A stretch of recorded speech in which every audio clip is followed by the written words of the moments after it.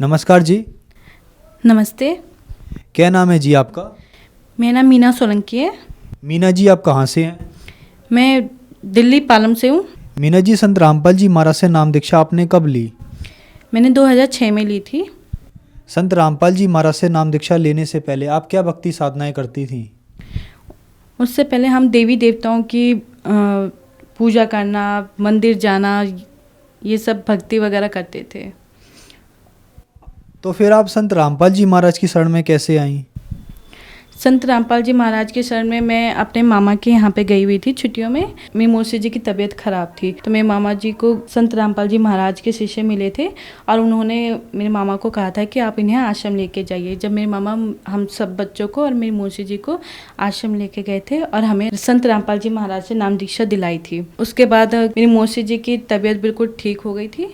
उनको ज़्यादा बिस्तर में रहती थी वो, उनके बुखार था और वो छूट ही नहीं रहा था। उनको काफ़ी जगह पे दिखाया गया था पर उनके आराम नहीं हो रहा था।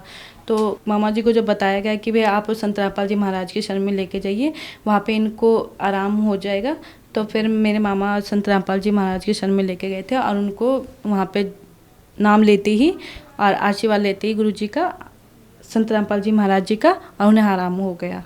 मौसी जी की तबीयत ठीक हो गई जब हमने देखा, तो हमने भी करोथा आश्रम से संत रामपाल जी महाराज से नाम दीक्षा ली। मीना जी, संत रामपाल जी महाराज से नाम दीक्षा लेने के बाद क्या आपको लाभ भी प्राप्त हुए? जी, हमें बहुत सारे लाभ हुए। मेरी मम्मी को जो भूत प्रेत की जो बाधाएं थी वो ठीक हो गई। उनको कभी कोई उनको काफ़ी सारे बाबाओं से और क्या कहते हैं झाड़ फूक वालों से इलाज कराया था उनका। उनके भूत प्रेत की बाधा ठीक नहीं हो रही थी।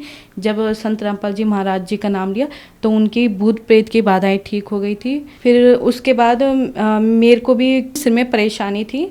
मैं जब भी कंघी करती थी तो मेरे सिर से खून निकलता था और मेरे सिर में काफ़ी दर्द रहता था, और दर्द रहने की वजह से मैं रात भर सोती नहीं थी। काफ़ी दर्द होता था, रोना आता था, पर क्या कहते हैं फिर भी कुछ नहीं हो पा रहा था। मेरी मम्मी मेरे को हॉस्पिटल लेके गई। हमारे पास में हॉस्पिटल था, उसमें लेके गई और वहाँ पे जब डॉक्टरों ने देखा तो उन्होंने कहा कि इनको बड़े हॉस्पिटल लेके जाइए, इनका इलाज यहाँ पे नहीं हो पाएगा। फिर हम सफदरजंग गए, वहाँ पे मेरा चेकअप हुआ। चेकअप होने के बाद जब उन्होंने कहा कि भाई इनको ब्रेन ट्यूमर है और इनका ऑपरेशन होगा, इनकी कंडीशन इतनी ख़राब हो चुकी है कि भाई इनका ऑपरेशन होगा, तो हम फिर संत रामपाल जी महाराज के यहाँ पे गए।